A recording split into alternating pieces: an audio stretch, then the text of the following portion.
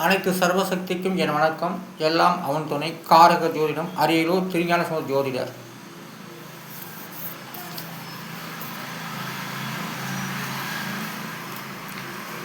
இந்த எண்கணித பிரகாரம் வார்த்தடிப்படி ஜாதக பலன் சொல்லி கொண்டு வருகின்றேன். அந்தந்த மொழிக்கும் எண்கணிதம் உண்டு. ஆனால் அவங்கவுங்க அந்தந்த மொழிக்கு உருவாக்கி கொள்ள வேண்டியது தான். ஆனால் வார்த்தடிப்படி ஜாதக பலன் தமிழில் 240 எழுத்துக்கும் நவகிரகத்துக்கும் 28 நட்சத்திரத்துக்கும் வார்த்தடிப்படையில் நான் உருவாக்கப்பட்ட எண்கணித ஜோதிடம் உண்மையாக உள்ளது. இதை மக்கள் பயன்படுத்தி கொள்ளத்தான் இந்த வீடியோக்கள் மூலமாக நான் சொல்லிக்கொண்டு வருகின்றேன்.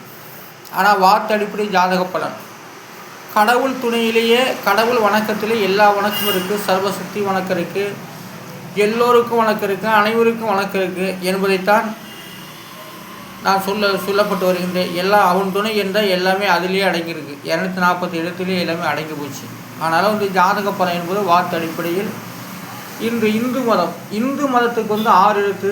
அந்த 6 எழுத்துக்குரிய எண்ணிடம் 2, 5, 9, 1, 7, 7 எல்லாம் கூட்டினாக்க 31. அதோடைய விதி என்பது 4. இந்து மதத்துடைய விதியும் 4. இந்து மதம் 4வது எண்கணிதத்தில் வருகிறது. அதனால் இந்து மதம் அதோடைய கிரகங்கள் மிகப்பெரிய அளவுக்கு உள்ளது. ஆனால் இந்து மதத்தை யாராலையும் தோற்கடிக்க முடியாது. இந்து மதம் தான் எல்லா மதத்தையும் வீழ்த்தி வரும் என்பதை நான் இந்த எண்கிற மூலமாக சொல்லிக் கொண்டு வருகின்றேன். இந்து மதத்துக்கு 6 எழுத்து. அந்த 6 எழுத்துக்குரிய எண்ணிலும் 2, 5, 9, 1, 7, 7 இலக்கூட்டாய் 31. அதோடைய விதி என்பது 4. அப்போ இந்து மதம், நான் ஒரு இந்து மதத்தை சேர்ந்தவர். நான் ஒரு தமிழ் மொழியை சேர்ந்தவர். நான் இந்திய நாடு,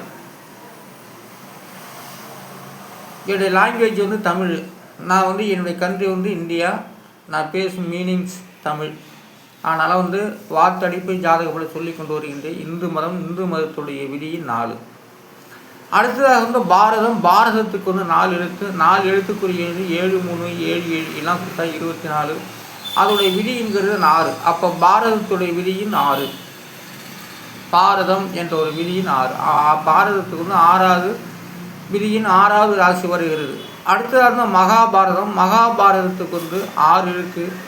அந்த 6 எழுத்துக்குரிய 1, 8, 7, 3, 7, 7 எல்லாம் 33. அதோடைய விதி என்பது 6. அப்போ மகாபாரதத்துடைய விதியின் 6.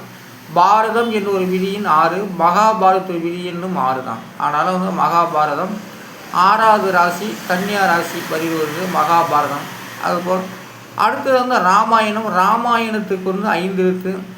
அந்த 5 எழுத்துக்குரிய 1, 8, 2, 6, 7 எல்லாம் கூட்ட 24. அதனுடைய விதி என்பது 6. அப்போ ராமாயணத்துடைய விதியின் 6.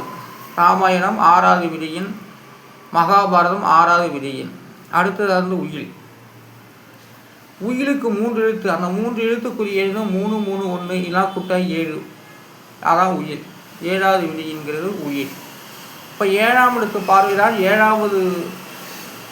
இது இந்த உயிர் என்பது கேந்திர ஸ்தானத்து வருகிறது. அப்போ கேந்திர என்பது உயிரை எழுதக்கூடிய இடம். அப்போது இந்த எழுத்தும் இந்த நம்பரும் தான் உயிரை எழுதக்கூடியது. அதனால் இறப்பதற்கு முன்னால் தன் பிள்ளைகள் பேரிலோ, மருமகள் பேரிலையோ, மகன் பேரிலையோ சொத்து பத்தெல்லாம் வக்கீல வச்சு எழுதி சாக போகிறப்ப அவங்க தலைமாட்டிலேயே அவங்ககிட்டே இருக்கும். செத்து போனதுக்கு பிறகு அதை எடுத்து படிப்பாங்க. இவருக்கு இந்த சொத்து சேரப்பட்டுள்ளதா என்பது தான் உயிரோட விதிங்கிறது 7. அதனால் தானாக எழுதுவதெல்லாம் உயில் அல்ல. ஆனால் ஒரு வக்கீல் வச்சு எழுதுவது தான் உயில். அடுத்தது தேசத்துக்கு 3 எழுத்து. அந்த 3 எழுத்துக்குரிய 8, 3, 7 எல்லாம் கூட்டாக 18. அதோடைய விதி என்பது 9. அப்போ தேசத்துடைய விதியின் 9. அப்போ தேசம் 9.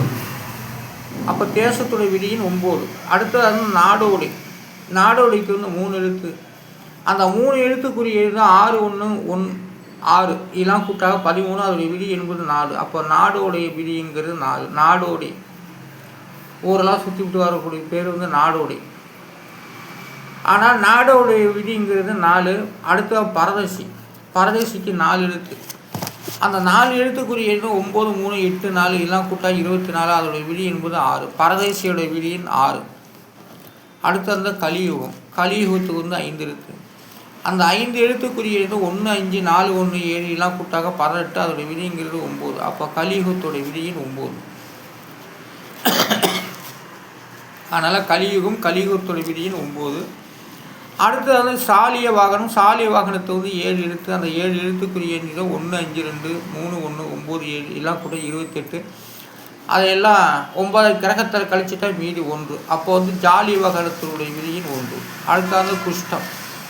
குஷ்டத்துக்கு வந்து 4 எழுத்து. அந்த 4 எழுத்துக்குரிய எண்கிறது 9 3 9 5 7 எல்லாம் கூட்ட 24. அதோடைய விதி என்பது 6. அப்போ குஷ்டத்துடைய விதியின் 6. 6ஆம் இடம் தான் குஷ்டத்தை தருகிறது. 6ஆம் இடத்தை வச்சு தான் குஷ்டம், நோய் நொடி, கண்திருஷ்டி இதெல்லாம் சொல்லப்பட்டு வருகிறது. அடுத்து வந்து சொறி. சொறிக்கு 2 எழுத்து. அந்த 2 எழுத்துக்குரிய எண்ணிடம் 5 4 எல்லாம் கூட்டாக 9. அப்போது சொரியோட விதியின் 9. 9ஆம் இடம் வந்து பயஸ்தானத்தில் இருப்பதனால தான் சொறி 9ஆம் இடத்து வருகிறது. அதனால் இப்போ 9ஆம் ஸ்தானத்தில் பாவக்கிரகங்கள், சொறி, சிறங்குகள் இதையெல்லாம் உண்டாகும். அடுத்து வந்து சிறங்கு. சிறங்குக்கு 4 எழுத்து. அந்த 4 எழுத்துக்குரிய எண்கள் 4 3 8 3 எல்லாம் கூட்டாக 18. அதோடைய விதி என்பது 9. சிறங்கோட விதியின் 9, சொரியோட விதியின் 9. அப்போ சிறங்கு சொரிக்கெல்லாம் 9ஆம் இடத்துல வந்து பாவக்கிரகங்கள் வந்து ஏதாவது ஒன்று அவங்க உடம்புல வந்து ஏற்பட்டு விடும். அடுத்து வந்து கட்டிக்கு வந்து 3 எழுத்து.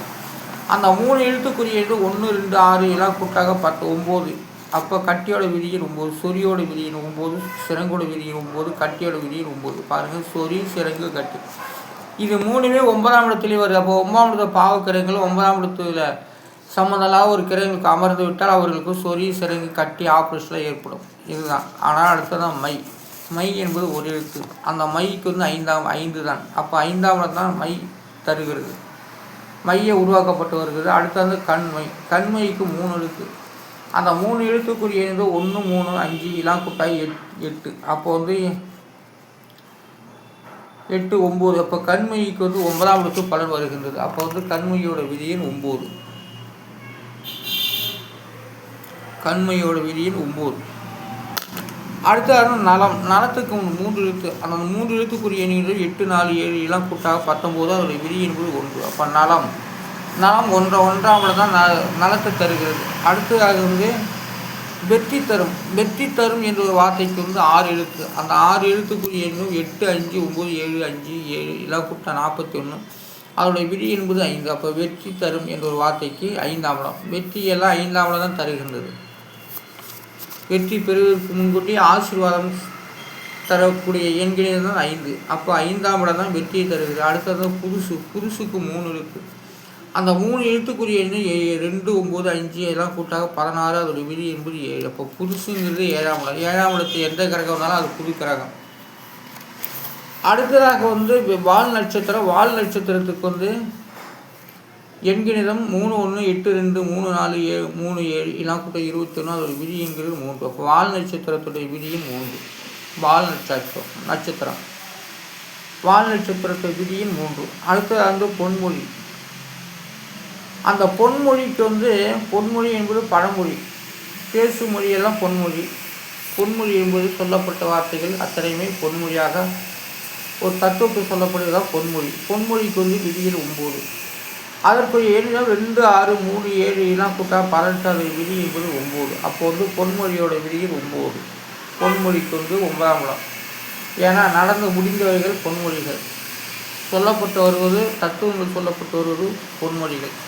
அவர்கள் கூறியது பேசக்கூடியது பொன்மொழி. அதனால் பொன்மொழியோட விதியின் 9. அடுத்த விடாமுயற்சி.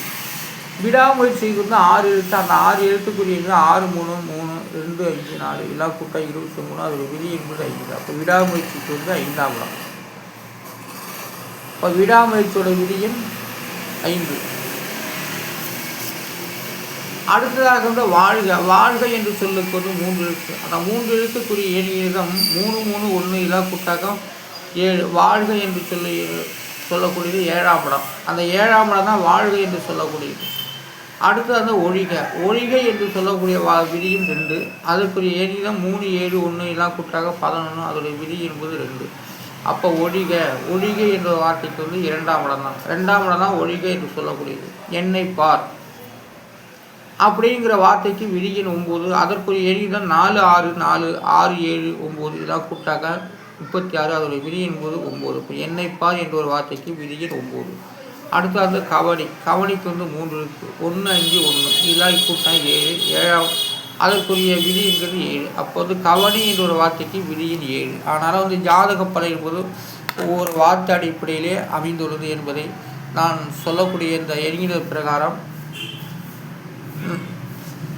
தமிழ் வார்த்தை நடக்கிறது, ஆசீர்வாதம் நடக்கிறது, தெய்வங்கள் நடக்கிறது, எல்லா சர்வசக்தியும் இந்த தமிழ் எழுதி சோதனை பிரகாரம் நடந்து கொண்டு அந்தந்த மொழிக்கு சரியாக எடுத்தால் அந்தந்த மொழிக்கும் எல்லாமே கரெக்டாக தான் இருக்கும். ஆனால் எடுக்கக்கூடிய மொழிக்கு ஒவ்வொரு மொழிக்கும் வார்த்தை அடிப்படை ஜாதக பலன் சொல்லப்பட்டால் தான் உண்மை. இப்போ இந்த எண்ணினது வந்து நான் எடுக்கப்பட்டது ஒவ்வொரு வார்த்தை அடிப்படையிலுமே சரியாக அமைந்துள்ளதால் தான் நான் வீடியோக்கள் ஃபேஸ்புக்கெல்லாம் போட்டுட்டு வரேன், இல்லைன்னா போட மாட்டேன். இதுக்கு வந்து நான் ரைட்ஸ்லாம் நான் வாங்கியிருக்கேன். ஆனால் ஜாதக பலன் என்பது ஒவ்வொரு வார்த்தை அடிப்படையிலே 12 சாணத்துக்கும் 20 நட்சத்திரத்துக்கும் சொல்லப்பட்டு வருகின்றேன். ஆனால் ஜாதக பலன் என்பது ஒரு வார்த்தை அடிப்படையிலே. நாளை சந்திப்போம் மக்களே, தமிழக மக்களே. எல்லாம் ஆதரவு தரும்படி மிக பணிபுரி கேட்டுக்கொள்கிறேன். நான் திருஞான சம்பந்த ஜோதிடர், காரக ஜோதிடம், அரியலூர். நன்றி, வணக்கம். நாளை சந்திப்போம்.